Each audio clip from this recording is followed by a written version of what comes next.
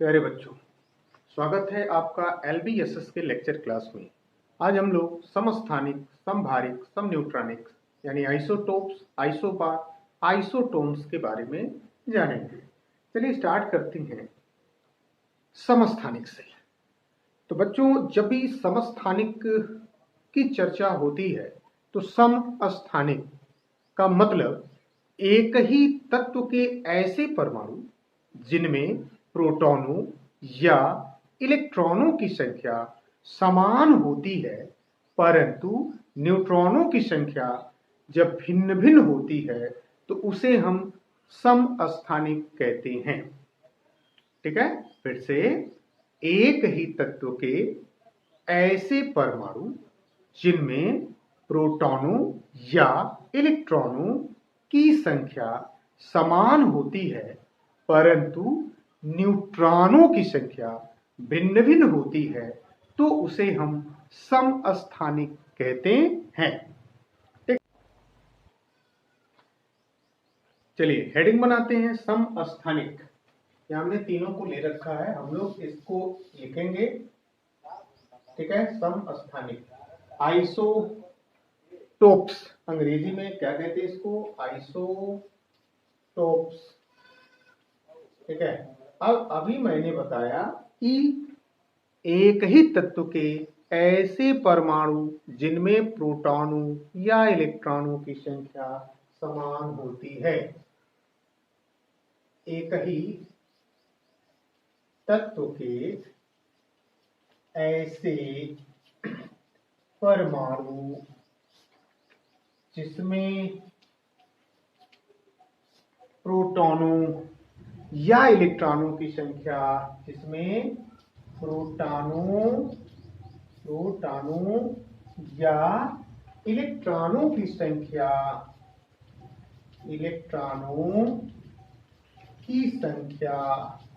क्या होती है? समान होती है। परंतु न्यूट्रॉनों की संख्या क्या होती? भिन्न होती है। परंतु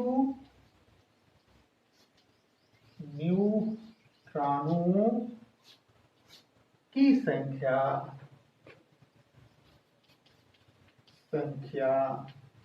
भिन्न होती है। उसे हम आइसोटोप्स या समस्थानिक कहते हैं। ठीक है, फिर से देख लो। एक ही तत्व के ऐसे परमाणु जिनमें प्रोटॉनों या इलेक्ट्रॉनों की संख्या क्या होती है? समान होती है, परंतु न्यूट्रॉनों की संख्या भिन्न भिन्न होती है, तो उसे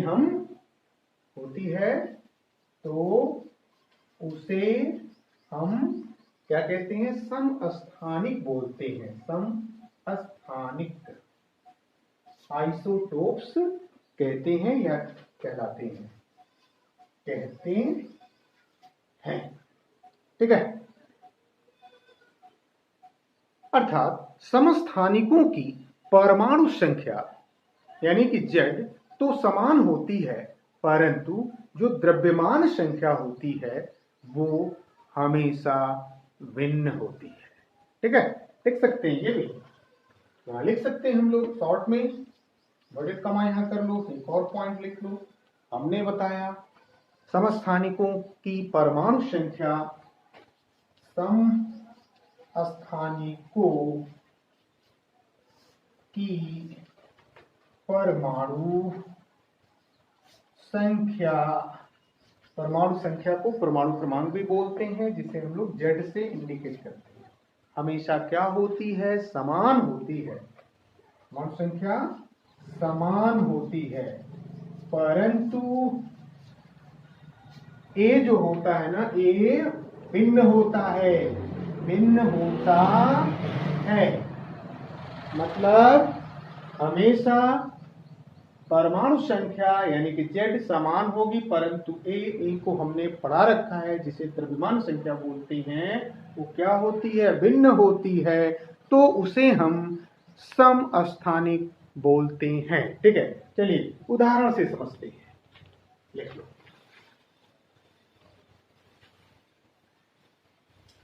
अब उदाहरण में हम लोग हाइड्रोजन का देखते हैं। हाइड्रोजन के 3 समस्थानिक होते हैं, तो हम यहां लिखेंगे एग्जांपल्स। हाइड्रोजन के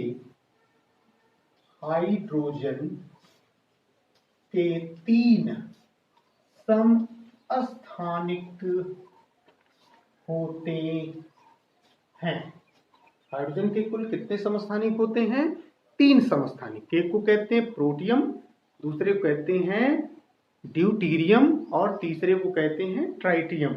यानी पहले को कहते हैं प्रोटियम, इसको हम लोग 1H1 से इंडिकेट कर सकते हैं। दूसरे को कहते हैं ड्यूटीरियम, यानी कि इसे 1D2 और 1H2 भी लिख सकते हैं। और तीसरे को कहते हैं ट्राइटियम, यानी 1T3 या 1H3 भी लिख सकते हैं।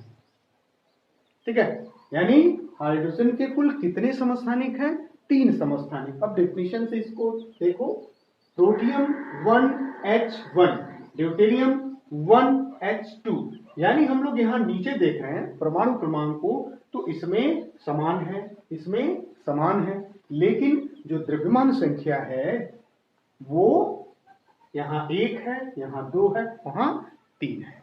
यानी कि द्रव्यमान संख्या हमेशा क्या होगी? भिन्न होगी, जबकि परमाणु क्रमांक क्या होता है? सेम होता है। चलिए, इसमें हम प्रोटियम, ड्यूटेरियम, ट्राइटियम में अब यदि हमें इलेक्ट्रॉनों को जानना हो, प्रोटॉनों को जानना हो, न्यूट्रॉनों को जानना हो, तो हम देख सकते हैं। तो यहाँ पे प्रोटियम में इलेक्ट्रॉन कितने होते हैं? 1। ड्यूटेरियम में इलेक्ट्रॉन कितने होते हैं? 1।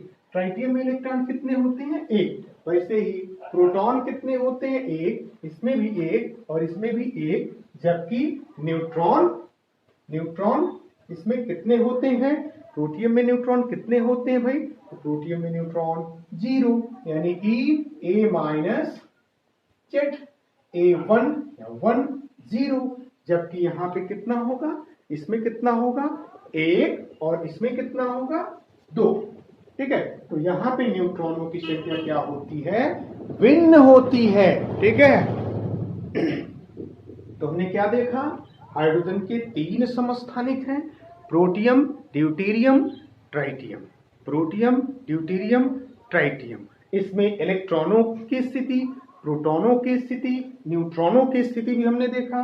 और अब हम इसमें द्रव्यमान संख्या A को भी देख सकते हैं। A देख लो, प्रोटियम का क्या होगा द्रव्यमान संख्या? तो प्रोटियम का A। इसका क्या होगा ड्यूटेरियम का? तो द्रव्यमान संख्या क्या होगा? 2। और ट्राइटियम में क्या होगा? 3, यानी कि 1, 2, 3। हमने क्या सिखाया कि जब Z यानी कि E या P को हम लोग Z भी कहते हैं, तो Z समान होगा, देखो समान होगा, समान होगा, समान होगा, और A क्या होगा? भिन्न होगा, भिन्न होगा, भिन्न होगा, तो उसे हम कहते हैं समस्थानिक। यानी हम लोग इसमें न्यूट्रॉनों को भी देखते हैं कि न्यूट्रॉन भी यहाँ पे भिन्न होते हैं, यानी कि न्यूट्रॉनों की संख्या भी भिन्न भिन्न होती है, उसे हम कहते हैं समस्थानिक। ठीक है, अब हम वैसे ही दूसरा उदाहरण ले सकते हैं। क्लोरीन के भी 2 समस्थानिक होते हैं। देखो दूसरा उदाहरण, क्लोरीन का ले लें। दूसरा, क्लोरीन तत्व के 2 समस्थानिक होते हैं। क्लोरीन, दूसरा एग्जांपल, क्लोरीन तत्व के 2 समस्थानिक होते हैं। पहले को क्या कहते हैं? तो पहले को कहते हैं 17Cl35 और दूसरा होता है 17Cl37, यानी कि Cl35 और दूसरा होता है Cl37। ठीक है, तो क्लोरीन के 2 समस्थानिक। अब इसको भी हम इसमें भी इलेक्ट्रॉन, प्रोटॉन, न्यूट्रॉन, और इसके द्रव्यमान संख्या को जब हमको देखना होगा, देखेंगे तो चलिए देखते हैं। तो इसमें इलेक्ट्रॉनों की संख्या कितनी होती है? तो इसमें इलेक्ट्रॉनों की संख्या 17, क्योंकि इसका 17Cl35 या 17Cl37, 17 इसका परमाणु क्रमांक होगा, तो इलेक्ट्रॉनों की संख्या क्या होगी? 17। और इसका क्या होगा? इसका भी इलेक्ट्रॉनों की संख्या कितनी होगी? 17 होगी। प्रोटॉनों की संख्या कितनी होगी? तो प्रोटॉनों की संख्या भी जो इलेक्ट्रॉनों की संख्या होगी वही प्रोटॉनों की संख्या होगी। और यहाँ पे इसका भी प्रोटॉनों की संख्या कितनी होगी? 17 होगी। जब इसमें न्यूट्रॉनों की बात करेंगे तो इसमें न्यूट्रॉन कितने होंगे? तो न्यूट्रॉन यानी कि 35 में ये घटा देंगे तो 17 गुना का 34 और एक 35, यानी कि 17 और एक 18। इसमें न्यूट्रॉनों की संख्या कितनी हो जाएगी? तो इसमें न्यूट्रॉनों की संख्या 18 होगी, 18। और इसमें कितनी हो जाएगी? तो इसमें 17 ना 34 और 34 और 3 37, यानी कि 3 जुड़ जाएगा तो कितना हो जाएगा? इसमें हो जाएगा न्यूट्रॉनों की संख्या 20। ठीक है, यानी कि देखो चेंज हो गया न्यूट्रॉनों की संख्या। अब इसमें ए यानी कि द्रव्यमान संख्या कितना होगा? द्रव्यमान संख्या इसका होगा 35 और इसका द्रव्यमान संख्या होगा 37। तो हमने क्या देखा कि समस्थानिक में द्रव्यमान संख्या हमेशा चेंज देखने को मिलेगी, न्यूट्रॉनों की संख्या हमेशा चेंज देखने को मिलेगी, परंतु Z यानी कि इसका परमाणु क्रमांक हमेशा क्या होगा? सेम देखने को मिलेगा, तो उसे हम समस्थानिक बोलेंगे। ठीक ऐसे ही हम कार्बन का भी देख सकते हैं, कार्बन का भी आप निकाल सकते हो। चलो लिखो तीसरा एग्जांपल। कार्बन के 3 समस्थानिक होते हैं। कार्बन के कुल कितने समस्थानिक हैं? 3, 6। देखो कार्बन के 3 समस्थानिक होते हैं। तीसरा एग्जांपल, कार्बन के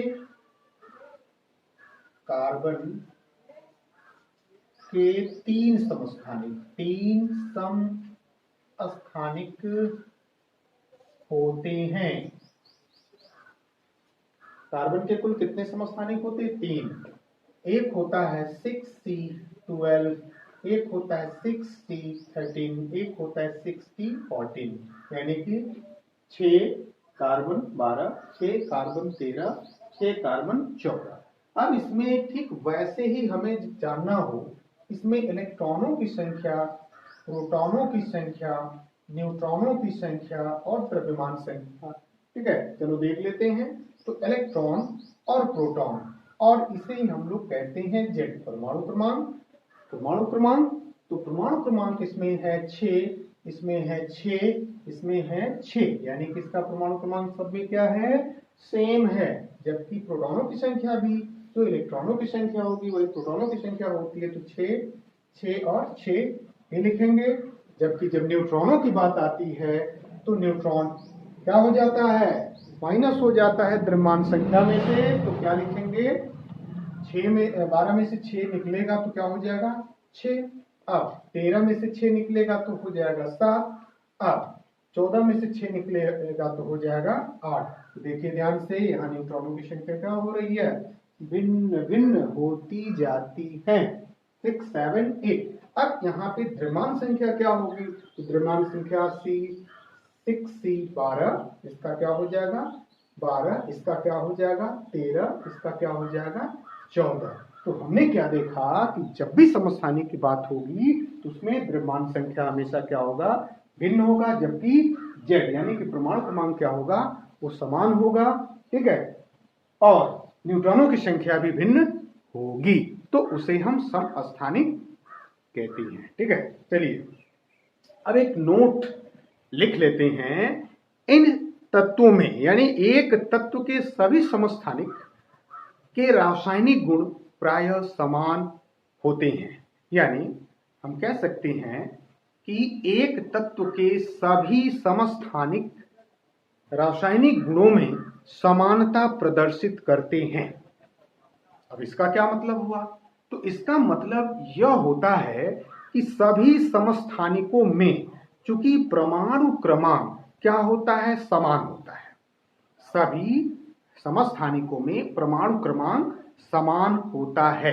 तो परमाणु क्रमांक के समान होने के कारण इलेक्ट्रॉनों की संख्या भी क्या होगी, समान होगी, माने उतना ही होगा जितना कि उसका परमाणु क्रमांक है। जबकि प्रोटॉनों की संख्या यानी जो नाभिक में स्थित प्रोटॉनों की संख्या द्वारा निर्धारित होती है।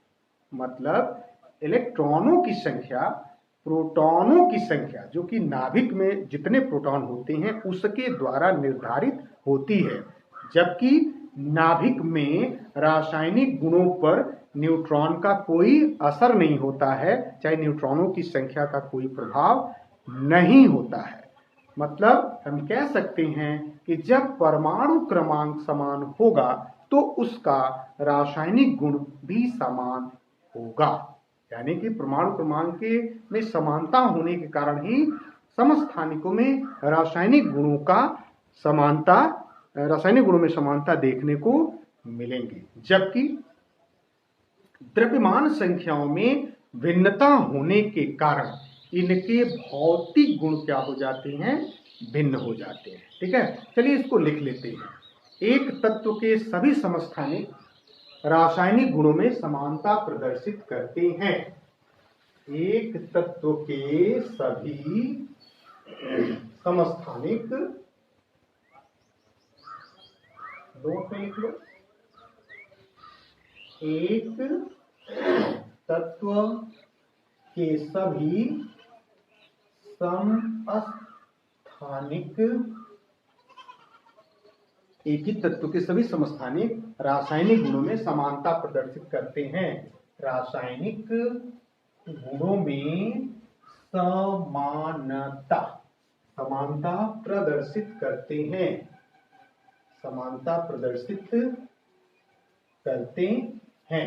क्यों करते हैं, तो क्योंकि इनके परमाणु क्रमांक समान होते हैं और इलेक्ट्रॉनों की संख्या भी क्या होती है, कहां से निर्धारित होती है, नाभिक में उपस्थित प्रोटॉनों से निर्धारित होती है। जबकि इसके ऊपर न्यूट्रॉनों का कोई प्रभाव नहीं होता है, यानी कि न्यूट्रॉनों की संख्या का प्रभाव बहुत कम होता है। ठीक है, तो हम यहाँ पर क्या देख रहे हैं कि हमेशा समस्थानिकों की रासायनिक गुण क्या होती है, में समानता पाई जाती है, जबकि भौतिक गुण इनके क्या होते हैं, भिन्न होते हैं। लिख लीजिए, जबकि भौतिक गुण भिन्न होते हैं, भिन्न होते हैं। ठीक है।